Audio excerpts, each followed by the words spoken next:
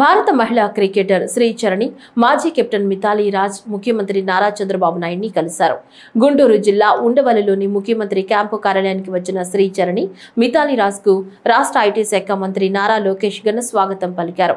Women world cup గెలుచుకున్నందుకు శ్రీచరణిని ముఖ్యమంత్రి అభినందించారు.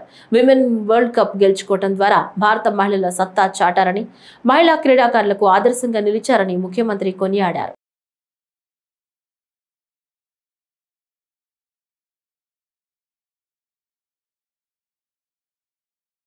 Sir నాతో జస్ట్ ఒకటే చెప్పారు మ్యామ్, అంటే ఇప్పుడుతో ఆగద్దు, లైక్ ఇది జస్ట్ స్టార్టింగ్, అంటే ఇంకా నువ్వు ఇంకా చేయగలవు, so you can do more అనేసి చెప్పారు. సార్ చెప్పారు గ్రూప్ 1 జాబ్ ఇస్తామనేసి, ఇంకా నాకు 2.5 crores డబ్బులు ఇస్తామనేసి, ఇంకా మాకు కడపలో ఒక ల్యాండ్ ఇస్తామనేసి ఇల్లు కట్టుకోవడానికి అని చెప్పారు.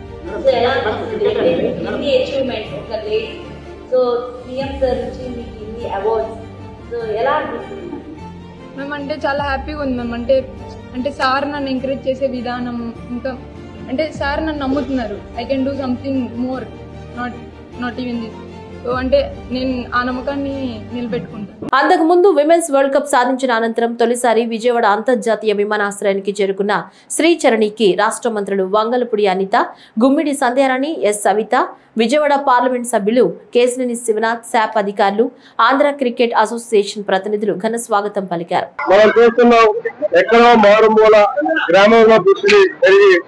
చిన్న కుటుంబంలో పుట్టి పెట్టి వాళ్ళ అంతర్జాతీయ ఖ్యాతి గడించిన శ్రీచరణి మన ఆంధ్రప్రదేశ్ రాబోతున్న సందర్భంగా వారిని ఘనంగా ఆహ్వానం పలుకునే కాకుండా ఇక్కడ ఉన్న ఎంతో మంది యువతకి ఆవిడ యొక్క ఇన్స్పిరేషన్ ఆవిడ.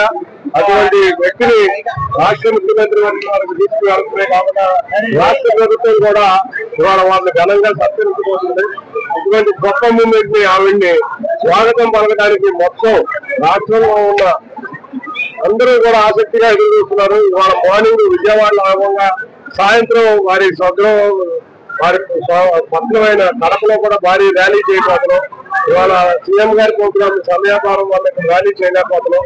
ఇక్కడ ఆహ్వానం పలికి ముఖ్యమంత్రి గారి నివాసానికి తీసుకెళ్లి అక్కడ వారితో కానీ నారా లోకేష్తో కానీ శ్రీచరణితో సంభాషణ కోసం ఆయనతో బ్రేక్ఫాస్ట్ కూడా చేయబోతున్నారు ముఖ్యమంత్రి వర్గంతో. ఆ తర్వాత మంగళగిరి స్టేడియం వచ్చి పత్రికా విలేకరులను కూడా ఉద్దేశించి శ్రీచరణి మాట్లాడతారు.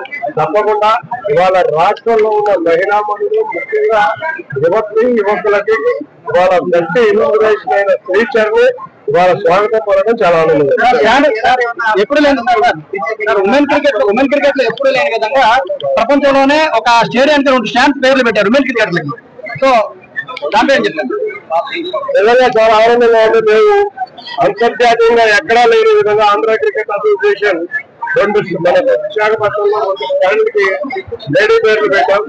త్వరలో ఇప్పుడు మధ్యాహ్నం కూడా అనౌన్స్మెంట్ చేయబోతున్నాం మంగళగిరిలో మహిళా క్రికెట్ కి సంబంధించి. ఎందుకంటే మహిళల్ని ప్రోత్సహించాలని ఎప్పుడు కూడా మా గౌరవ ముఖ్యమంత్రి గారికి చెప్పేది ఏంటంటే ఉమెన్ ఎంపవర్మెంట్. మన శ్రీచరణి జనవరి రావడానికి వస్తుంది కాబట్టి మేము అందరం కూడా వచ్చి చూడండి ఎంతమందో పిల్లలు వచ్చారు, రిసీవ్ చేస్తున్నారు. చాలా ఆనందంగా ఉంది, చాలా సంతోషంగా ఉంది.